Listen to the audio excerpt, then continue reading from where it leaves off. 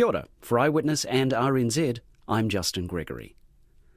On Valentine's Day 2007, Georgina Beyer brought down the curtain on her 8-year career in government. The first transsexual in the world to be elected to Parliament, her short time in national politics had been remarkable for its candour and courage, as well as for its achievements. On the 10th anniversary of her resignation, Georgina tells RNZ's Eyewitness program that she left it all behind with no regrets and little ceremony. I think after some farewell celebrations and things like that, I did just get in my car and go home. So there was no sadness, this was a good exit? No, there wasn't any sadness. It had been 8 years since Georgina drove the back roads of Wairarapa in a bid to win over this deeply blue electorate. Now she was driving back home to those same people who'd been among the first to believe in her. Georgina Beyer was born in Wellington in 1957 and given the name George Bertrand. After leaving home, she pursued a career in acting while also working in the Wellington gay nightclub scene and spending some time in the sex industry. In 1984, she underwent sex reassignment surgery, and some years later, seeking a new start, she moved to the small Wairarapa town of Carterton. In 1992, Georgina stood for election to the local council and narrowly missed out on a seat, but in a by-election a year later, she romped home. The following year, she ran for the top job in the town and won, becoming the world's first transsexual mayor, Carterton's first female mayor, and the first Māori mayor Wairarapa had ever seen. Media around the world wanted a piece of the story, and overnight, Georgina became a star. People kept coming up to me and saying, how did a redneck society like Carterton elect Georgina Beyer? I said she must have been the first person for the job. In the 2002 documentary Georgie Girl, the late Labour MP Sonia Davies recalls coaxing Georgina to stand for Parliament. She'd done so many good things for Carterton, and I thought, well, if she can do that for Carterton, what can she do for the whole of Wairarapa? The 1999 general election was a year away, and there was a feeling that change was in the air. The National Party had been in government since 1990, and Deputy Prime Minister Wyatt Creech had won the Wairarapa seat 4 times in a row, but had decided to stand this time as just a list MP. Labour felt the seat was winnable, and they thought Georgina was the woman to do it.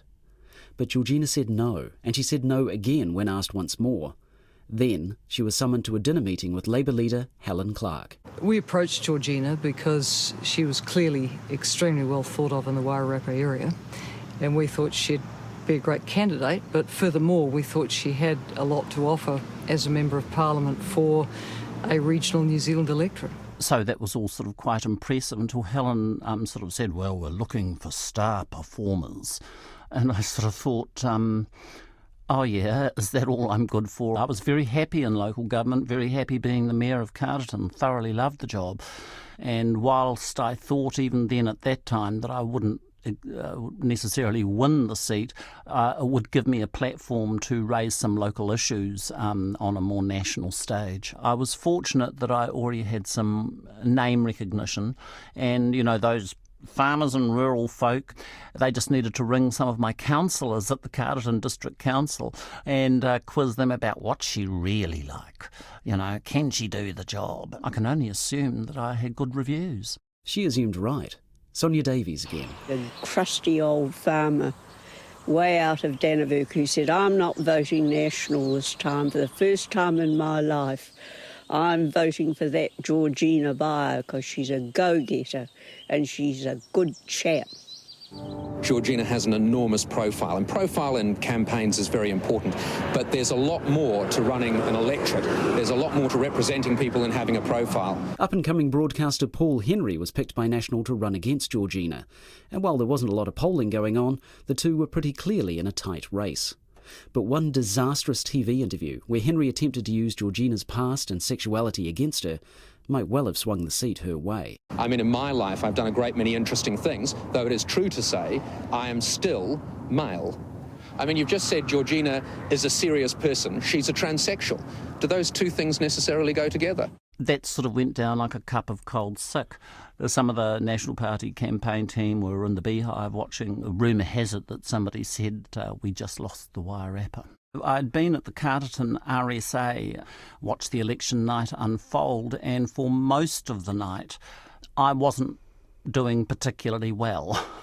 And was trying to sort of, say, well, don't write me off yet, there's still the provisional count to be done, and da-da-da-da-da. I was making all sorts of excuses when somebody came out and informed me that I'd just won the seat.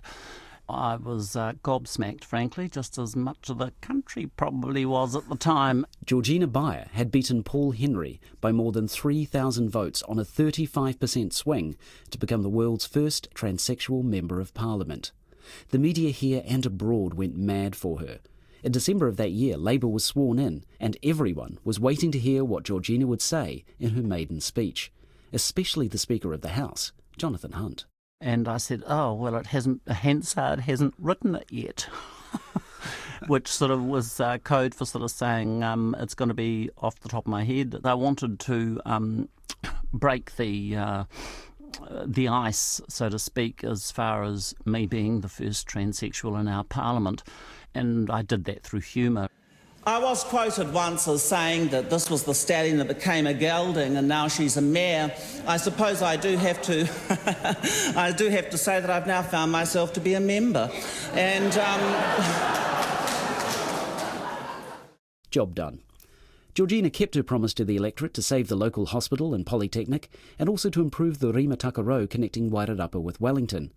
But she found balancing electorate duties with media requests to be a bit of a high-wire act. And I managed to find a balance between giving the media interest what they wanted and what they needed, but not to allow the curiosity around my background and backstory be embarrassing for the Wairarapa. That if they could elect someone like me, gosh, what kind of people are there who live there? And as it turned out, very good people live there, who are a little more broad-minded than some of those who we think are incredibly liberal. When her workload forced her to step down as mayor, her constituents were disappointed, and they let her know. She should not have gone to Parliament. She should have stayed here as mayor as Carterton.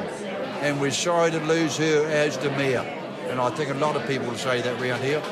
Understandably, the lesbian, gay, bisexual, transgender, intersex and asexual community expected quite a lot from one of their own. Georgina was named Queer of the Year in 2000, but was also accused of putting the gay community ahead of her electorate. Not to be cold-hearted about it, but they weren't who put me into Parliament. And so I had a obligation to my constituency in the Wairarapa. Anything else I could do, then I would. Georgina didn't much like the nastiness of the debating chamber and soon considered quitting. Being re-elected in 2002 with a doubled majority helped, but the discipline of party politics didn't suit her. I didn't like being what I call muzzled. If a majority of caucus have agreed on something, then all of us have to fall in behind it, and I used to find that galling, and particularly when we did the foreshore and seabed. The controversial 2004 legislation put ownership of the foreshore and seabed with the Crown, enraging Labour's Māori MPs. I even asked if I could abstain, but caucus howled me down and said, no, you can't. And so I had to vote in favour of foreshore and seabed, and I have felt terrible about that ever since.